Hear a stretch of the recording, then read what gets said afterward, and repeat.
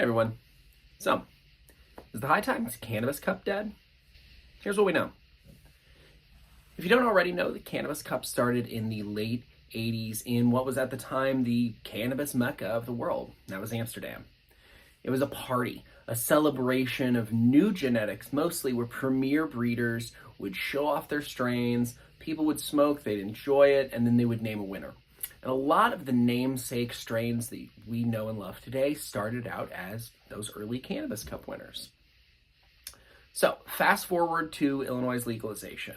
High Times wanted to bring that concept here. They wanted to bring the Cannabis Cup to Illinois, but our regulations make that kind of celebration or event almost an impossibility.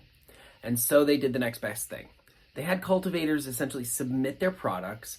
They were bundled into kits for each category and then sold at dispensaries. You could go pick up your kit, and then there was an online portal where you would judge the products, and then they would name a winner later on. It was a great way to get cultivators involved. It was a great way to get customers involved. Overall, it was really fun. Last year, Illinois News Joint actually covered the Cannabis Cup. I got the sativa flower kit, blew my way through it, really had a fun time, and enjoyed myself. And so this year, when it came time for the Cannabis Cup, I started looking around, and I started wondering, where's the Cannabis Cup for 24?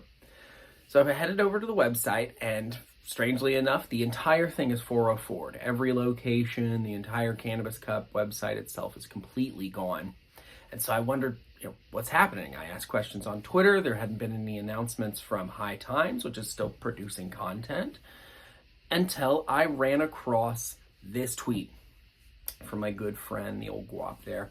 He pointed me in the direction of this green market report, which showed that High Times, the Cannabis Cup, the dispensaries they own, the flower they own, everything, the entire High Times had essentially gone bankrupt and was now up for receivership. And so that week, I also, on my Instagram, ran across something called bestingrass.io. It was a brand new awards competition where cultivators could submit their products to be included in category kits that would then be voted on online. Sound familiar? Yeah. And so I began to wonder, are these people just ripping this off? No.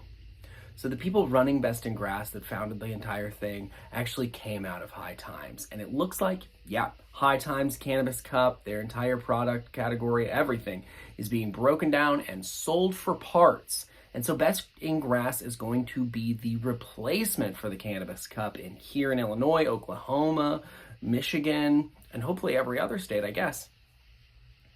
At this time, I don't know if there's going to be a Cannabis Cup. It looks as though the entire asset is for sale. And so you could purchase the Cannabis Cup if you find the receivership and you wanted to do that. Really, I find it interesting. It's an opportunity for these folks to try something new with Best in Grass.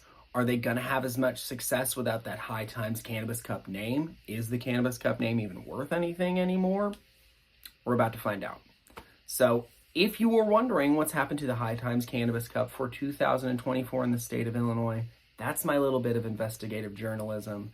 It has been sold and replaced by the folks that were running it for High Times with something called Best in Grass. All right, I'll see you next time. I'm High with Lasley. Like, subscribe, share, fun stuff. See ya.